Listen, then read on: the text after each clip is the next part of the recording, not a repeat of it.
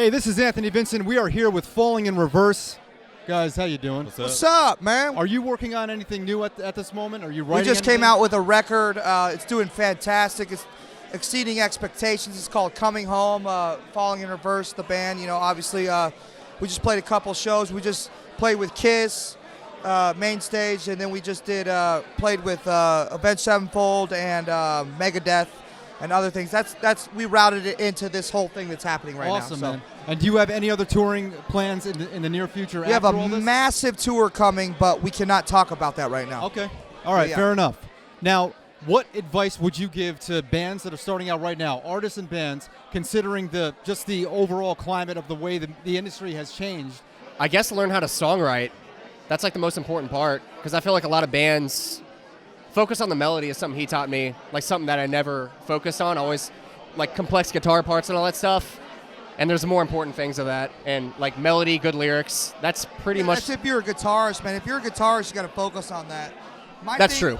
My thing is, like, I don't ever want to tell. I learned something just recently. I don't ever want to ever give advice again to artists, because I don't want to. If they're like fans and they look up to us and they change because we tell them to, that might be the very thing that makes them fail. That's because true. whatever they're doing may be the very thing that is the reason why they get to where they want to be. So it's what I've learned. So if they're crazy and people want to stop them from being crazy, but that may be the very thing that gets them to a point to where they can stop and be set for the rest of their life. I get it. I get what you're saying exactly. Yeah. Now, what is the most inspiring thing a fan or an aspiring musician has told you guys in regards to how your music has influenced them? I've had many days. We've had many days of these things called dream days or whatever, where artists, they're on their last wish. They got 6 months to live, and all they want to do is come on the side of the stage and watch us play.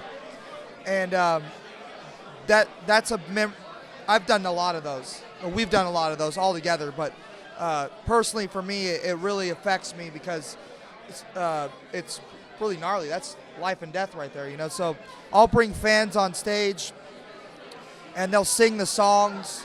There's this one fan in New York. He came on stage. He's missing like a kidney or what, like, I don't remember. He had like so many operations, and he didn't have that long to live. But I brought him on stage to sing along, and like a little bit later, he kind of passed away. And it reminds you of like how important it is to leave that memory behind, because that memory carries with the family as well. You know, the family reached out to me and said, "I'll never forget what you've done for my son," and all that stuff. Yeah. So any type of thing like that is the most memorable thing for me. That brings me to my next question. So what do you want collectively, what do you want your legacy in music to be? I want everybody to remember us by how catchy every single song that we write is. And that's all I hear, is how good our band is live and how catchy all of our songs are. You know, that's the whole point of it. It's like, in a selfish manner, I guess, philosophically speaking, but I just want to be like Kiss, man. Kiss is undeniable. Yeah, right? You're right. Just play with them. We just watch them. It's just unbelievable. Yeah. You know what I mean? But just want to be that band, like, oh, that's that one band that never writes a bad song.